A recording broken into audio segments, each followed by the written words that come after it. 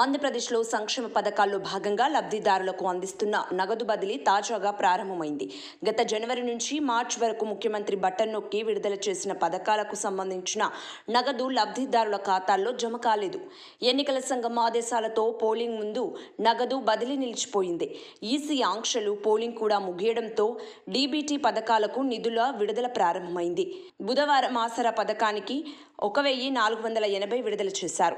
జగనన్న విద్యా దీవెన కింద సంపూర్ణ fee reimbursement కోసం 502 కోట్ల విడుదల చేశారు. మిగిలిన పథకాలకు నేడు, రేపు నిధులు విడుదల చేస్తున్నట్టు ఏపీ ప్రభుత్వం ప్రకటించింది. దశల వారీగా నిధులు విడుదల చేస్తున్నట్టు పేర్కొన్నారు.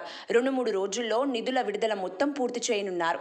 సార్వత్రిక ఎన్నికల పోలింగ్కు 3 రోజుల ముందు సంక్షేమ పథకాల లబ్ధిదారులకు నిధుల విడుదల చేసేందుకు ప్రభుత్వం సిద్ధమైంది. అయితే ఎన్నికల కోడ్ అమల్లో ఉండగా నిధుల విడుదల చేయడంపై టీడీపీ అభ్యంతరం వ్యక్తం చేసింది.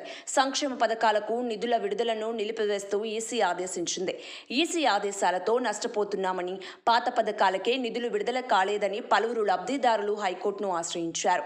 దీంతో మే 10వ తేదీన ఒక్కరోజు మాత్రమే నిధులు విడుదల చేయాలని 9వ తేదీ రాత్రి హైకోర్టు తీర్పునిచ్చింది.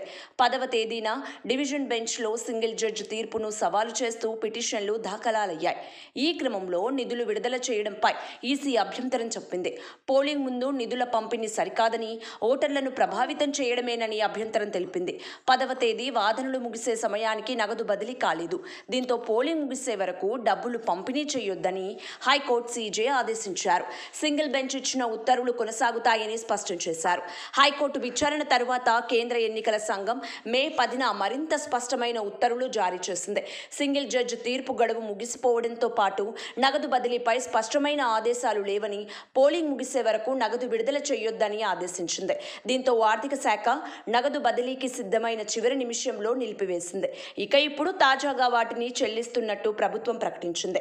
చెల్లింపు ప్రక్రియను ప్రారంభించి లబ్ధిదారుల ఖాతాలో నిధులు జమ చేస్తుంది. సబ్స్క్రైబ్ చేయండి. Please like, share and subscribe to top Telugu TV. Top Telugu TV.